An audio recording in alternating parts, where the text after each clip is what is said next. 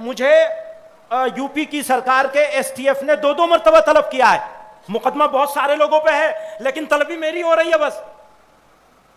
تو اس بات کو یاد رکھیے گا. ملک نفرت سے نہیں چلے گا. مولانا محمود مدنی. جمعیت علماء ہند کی قیادت میں نئی نسل کے ایمان و عقائد کی حفاظت کے لیے مسلمان آگے آئیں. مولانا ابوالقاسم نعمانی.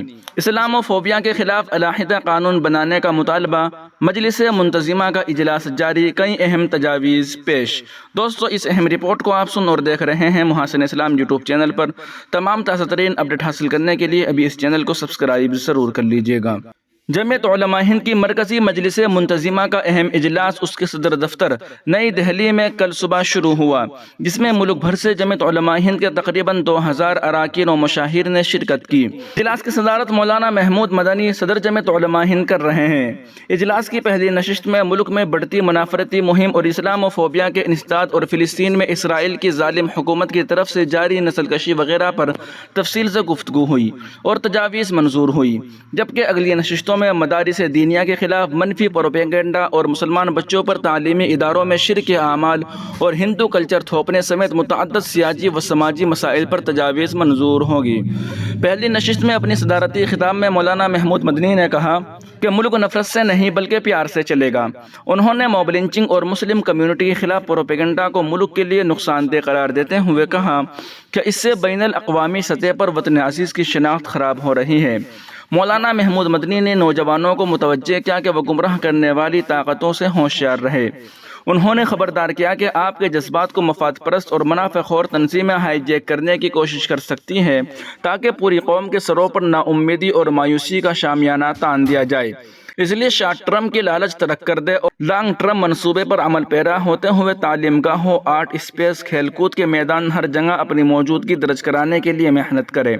انہوں نے مشورہ دیا کہ سرکاری اداروں کی بھرتیوں پر خاص توجہ دی جائے، نیز اس کے لیے ٹریننگ سینٹرز قائم کیے جائیں، کیونکہ سسٹم کے باہر رہ کر سوتیلے سلوک سے نجات پانا بڑا مشکل کام ہے، جبکہ سسٹم کے اندر رہ کر کوشش زیادہ کارگر ہوگی۔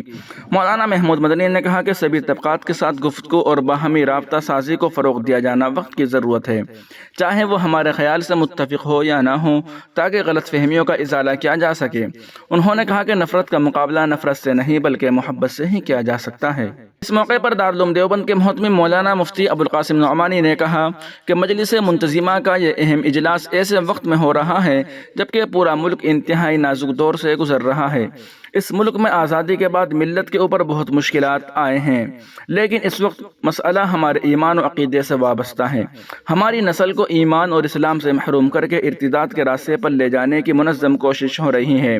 مزید برآں کچھ صوبائی اور مرکزی حکومتیں تعلیم اور ثقافت کے نام پر امت مسلمہ کے بچوں کو ان کے مذہب سے ارتداد کے راستے پر جانے کے لیے نہ صرف کوششیں کر رہی ہیں بلکہ جبر کا راستہ بھی اختیار کیا جا رہا ہے، جو نہایت غلط اور قابل مذمت عمل ہے۔ انہوں نے کہا کہ ہم صرف اپنے بزرگوں کی قربانیوں کا حوالہ دے کر اکتفا نہیں کر سکتے۔ آج کے حالات میں یہ سوچیں کہ ہمارے اکابر اگر زندہ ہوتے تو کن جذبات کے ساتھ میدان میں کھڑے ہوتے۔ آج ہمیں ان جذبات کے ساتھ نوجوانوں کی طاقت اور ان کی صلاحیتوں کو استعمال کر کے اپنی نسل کے ایمان کی حفاظت کرنی ہے۔ انہوں نے کہا کہ موجودہ وقت میں جمعیت علماء ہند ایک نعمت ہے۔ مولانا محمود مدنی کی شخصیت کی ستائش کی اور کہا کہ ہمارے اکابر نہیں رہے، اللہ تعالیٰ نے ان کی شکل میں نعم البدل عطا فرمایا ہے۔ ہمیں اپنے جان و مال کی قربانی دے کر ان کے ساتھ کھڑے ہونا چاہیے۔ جمعیت علماء ہند کے نائب صدر مولانا محمد سلمان بجنوری نے کہا کہ فلسطین عالم انسانیت کا نہایت سنگین مسئلہ ہے۔ انہوں نے کہا کہ اسرائیلیوں نے فلسطینیوں کے خون سے ہولی کھیل کر اپنے آپ کو درندوں کی صف میں شامل کر دیا ہے۔ فلسطینی مسلمانوں کی مظلومیت پر اپنے درد کا اظہار کرتے ہوئے کہا کہ مسئلہ فلسطین کو جمعیت علماء ہند نے روز اول سے توجہ کا مرکز بنایا ہے۔ تاریخ کے حوالے سے کہا کہ جب فلسطین مسلمانوں کے پاس تھا تو انہوں نے ایک قطرہ بھی خون نہیں بہایا، لیکن آج ان کے پاس سے تو ہر طرف خون کی ندی بہہ رہی ہے۔ نائب امیر الہند مفتی سید محمد سلمان منصور پوری نے کہا کہ بچوں کے ایمان کی حفاظت کے لیے مکاتب کا کردار سب سے اہم ہے، لہٰذا ہر جگہ مکتب کا قیام عمل میں لانا اور ان مکاتب میں اسلامی تعلیمات اور رسول اکرم صلی اللہ علیہ وسلم کی سیرت طیبہ کی تعلیم دینا ضروری ہے۔ انہوں نے کہا کہ حکومتوں کی طرف سے جبر کے ساتھ بچوں کو ایسے اعمال کرنے پر مجبور کیا جا رہا ہے جو دین و ایمان اور عقیدہ توحید کے خلاف ہے۔ ہماری کوشش یہ ہونی چاہیے کہ ہمارے بچے عقیدہ توحید و رسالت پر پوری زندگی قائم رہے۔ اس موقع پر جمعیت علماء بنگال کے صدر مولانا صدیق اللہ چودھری، مولانا عبداللہ معروفی استاذ دارالعلوم دیوبند، مولانا عاقل قاسمی صدر جمعیت علماء مغربی یو پی وغیرہ نے بھی خطاب کیا۔ جمعیت علماء ہند کے جنرل سیکریٹری مولانا حکیم الدین قاسمی اور مولانا مفتی محمد عفان صاحب منصور پوری نے اجلاس کی نظامت کی۔ انہوں نے سیکریٹری رپورٹ پیش کی جس میں جمعیت کے اہم خدمات کا تذکرہ کیا گیا۔ اپنے خطاب میں جمعیت علماء ہند کے قیام کے مقاصد پر روشنی ڈالتے ہوئے کہا کہ جمعیت کا نصب العین مسلمانوں کی تمام شعبہ حیات میں مذہبی رہنمائی ہے۔ ازی قبل انہوں نے سابقہ کارروائی کی بھی خواندگی کی۔ مشہور شاعر احسان محسن نے جناب رسالت میں آپ صلی اللہ علیہ وسلم میں عمدہ نعت پیش کی۔ ازی قبل ایک اہم تجویز میں اسلام و فوبیا اور مسلمانوں کے خلاف نفرت و اشتعال انگیز پر گہری تشویش ظاہر کی گئی اور اسے گاندھی اور نہرو کے ہندوستان کے لیے شرمناک قرار دیا گیا۔ تجویز میں کہا گیا کہ سب سے زیادہ افسوس کا مقام یہ ہے کہ یہ چیزیں ملک کی برسر اقتدار پارٹی کے اہم ذمہ داروں کی طرف سے فروغ دی جا رہی ہیں۔ معمولی سیاسی مفادات کے لیے نفرت کا زہر اس قدر گھول دیا گیا ہے کہ تعلیمی ادارے اور کالج کے طلباء تک اس وبا کا حصہ بن گئے ہیں۔ اس کی ایک مثال بمبئی ٹرین میں کالج کے طلباء کے ایک گروپ کے ذریعے ایک مسلم خاندان کے ساتھ زیادتی کا واقعہ ہے۔